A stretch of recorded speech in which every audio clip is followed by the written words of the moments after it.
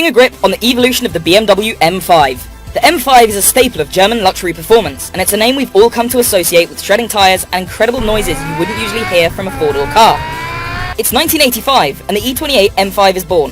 BMW had previously made the M535i, but they wanted more. A lot more. The E28 comes equipped with a 3.5-litre inline-six derived from the M1 supercar. Manual is the only option, and Americans get 252 horsepower along with a chunky 5-mile-an-hour bumper, while the rest of the world gets a full-fat 280 horsepower due to looser emission standards, along with a sleeker design. Through 1987, only about 2,200 were made, making it the fourth rarest BMW M car in existence. It looks very similar body-wise to an M535i, but the wheels are the best way to distinguish them. An M5 will either have the Style 5 basket weave or rare metric-sized forged wheels.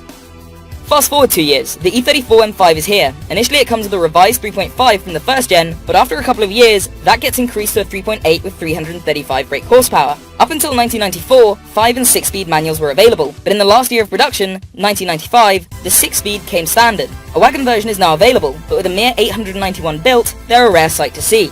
At this point, M5s can easily be told from standard E34s by their wheels, which are either M System 1s, M System 2s, or M Parallels, depending on the year. 3 more years go by, it's 1998, and the E39 M5 is rolled out. During the break, the M5 has matured and gained a more luxury image, along with a new 4.9-litre V8 pushing out 394 brake horsepower and 369 pound-foot of torque. There's no wagon available, and 6-speed manual is your only option all the way up until the end of production in 2003. The easiest way to tell an E39 M5 from a standard E39 is the quad exhausts at the rear of the car, along with the Style 65 wheels. It's 2005, which marks the start of production on one of the most remembered M5s, simply because of its legendary S85 V10 engine, an engine that sounds better than any car in existence. Go on, find us one better. Again, you have the choice to get the M5 in sedan or wagon form, and the incredible engine equipped the car with 500 brake horsepower and 384 pound-foot of torque. Transmission-wise, most of the world only had a 7-speed SMG, but the North America market had the option of a 6-speed manual.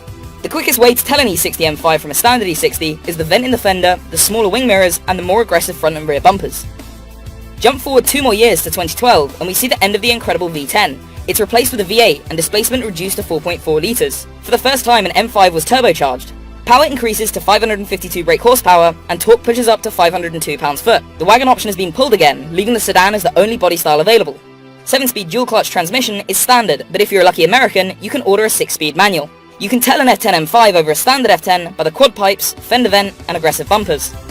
The F90 is the latest and greatest in the M5 bloodline, and is set to be released in 2018. The engine is an evolution of the F10's engine, but now with 591 brake horsepower and 553 pounds-foot of torque. For the first time, the M5 will no longer have a manual transmission, and will only be optioned with an 8-speed semi-automatic unit. The F90 marks another first for an M5, all-wheel drive. Yes, you heard that right, all-wheel drive in a BMW M car. Well, not exactly, because the F90 allows you to choose all-wheel drive or rear-wheel drive on the fly in the car's menu. You can tell an F90 M5 versus a standard G35 series by the quad pipes and the fender design. That's everything you need to know to get a grip on the evolution of the BMW M5.